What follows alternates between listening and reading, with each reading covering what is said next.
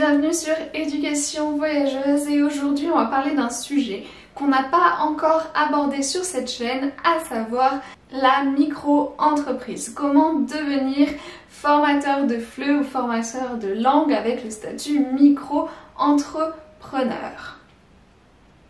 Restez bien jusqu'à la fin puisque je vais vous montrer par captation vidéo de mon écran, un screencast, comment procéder étape par étape sur le site de l'URSSAF pour déclarer votre micro-entreprise et ouvrir votre activité.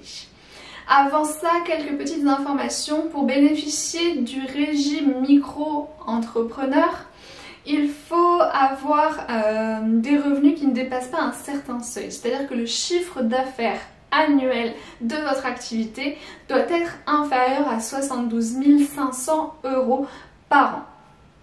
Ensuite, pour déclarer votre activité, vous pouvez vous déclarer comme formateur en langue dans la catégorie des professions libérales et donc vous serez soumis à une obligation de cotisation sociale qui seront d'un montant de 20% de votre chiffre d'affaires. En gros, on vous retirera ces montants-là pour payer les cotisations sociales. Je vais donc maintenant vous montrer sur le site de l'URSSAF comment créer votre micro-entreprise. C'est eux qui vont vous faire parvenir votre fameux numéro SIRET qui identifie votre entreprise. Et à partir de ce site, vous pourrez aussi gérer les déclarations de votre chiffre d'affaires et payer vos cotisations sociales. Alors, pour déclarer son auto-entreprise, on va sur le site auto-entrepreneur-ursaf.fr. On arrive sur cette page et là on a un onglet « Créer mon auto-entreprise ». Si on clique dessus, on arrive sur une page avec les 5 étapes de la création de l'auto-entreprise. Donc créer son compte, compléter sa déclaration, l'envoyer, obtenir ses documents et débuter son activité. Donc là on peut répondre à la première question et on va pouvoir commencer la déclaration. Là, il va falloir indiquer quelques informations, votre nom, prénom, téléphone, numéro de sécurité sociale. Le SIRET, normalement, vous n'en avez pas, donc on peut cocher ça. Et ensuite, vos identifiants de connexion. Puis, vous pourrez cliquer sur « Créer mon compte ». Donc, une fois qu'on a créé son compte, on arrive sur cette page-là, qui est « Mon projet d'auto-entreprise ». Donc là, il faut répondre à la question « Mon activité principale, serez-vous auto-entrepreneur à titre exclusif ?» Là, c'est pour savoir si c'est votre activité principale ou pas. Si ce n'est pas le cas, il vous demande quel sera votre statut. Donc, si par exemple vous êtes salarié ailleurs, si c'est votre activité principale, vous pouvez mettre « Oui ». Je souhaite exercer l'activité. Donc, nous, on va mettre notre activité en tant qu'auto-entrepreneur qui s'appelle formateur indépendant en langue. Voilà. Le début de votre activité, donc a priori la date du jour. Et ensuite, question complémentaire. Avez-vous déjà exercé une activité non salariée en France?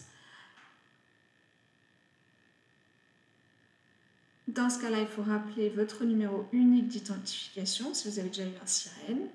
Si ce n'est pas le cas, on met non. Votre activité est exercée à titre permanente ou saisonnière. Souhaitez-vous exercer une ou plusieurs activités secondaires? Donc, c'est-à-dire, est-ce que vous voulez en plus exercer des activités secondaires? Votre nom commercial, donc le nom de votre auto-entreprise. Une fois que vous avez validé, vous arrivez sur la deuxième étape, les informations personnelles. Donc là, il faut remplir quelques champs pour votre identité, nom, prénom, téléphone, nationalité, date de naissance. Et ensuite, il faudra mettre l'adresse de votre auto-entreprise et répondre à ces deux questions, si c'est également votre adresse professionnelle et votre adresse de correspondance. Ensuite, on passe à la troisième étape, ce qu'ils appellent les volets social et fiscal. Donc là, il va falloir renseigner quelques informations, numéro de sécurité sociale, situation matrimoniale, la périodicité, si vous souhaitez payer vos cotisations mensuellement ou de manière trimestrielle. Moi, je préfère trimestrielle. parce que j'y vais pas tous les mois, ça me va très bien de le déclarer tous les trimestres. Et ensuite, voilà, il y a quelques questions complémentaires. Les questions, là, ça va être: souhaitez-vous opter pour le versement libératoire de l'impôt sur le revenu? C'est-à-dire, en fait, ils le mettent, je pense là, c'est que vous allez payer l'impôt en même temps que les cotisations sociales. Sur le revenu, les auto-entrepreneurs permettent de régler cet impôt en même temps que les cotisations sociales tout au long de l'année à mesure de l'encaissement du chiffre d'affaires. Moi, je trouve ça plus simple de payer les impôts en même temps que les cotisations sociales. Comme ça, vous n'êtes pas surpris en suivant.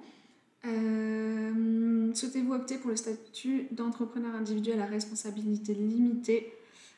Ça, non. C'est une histoire de patrimoine. Moi, je mets plutôt non. Donc, voilà pour le volet social et fiscal.